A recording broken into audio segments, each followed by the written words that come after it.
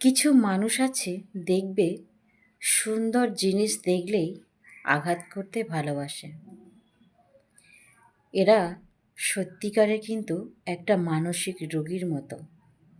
কারণ যারা দেখবে কোনো ভালো জিনিস আর সুন্দর জিনিস দেখে সহ্য করতে পারে না, তার ওপরে শত্রুতা করে বা আঘাত হানে, আঘাত করে, তারা কিন্তু অ্যাকচুয়ালি মানসিক রোগী।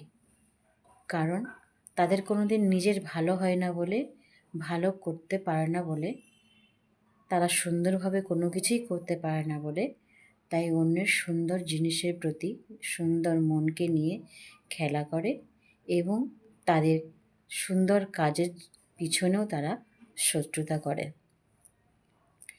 যখন একজন ভালো মানুষ তারা দেখে, তার পেছনে শত্রুতা করতে আরম্ভ করে দেয়।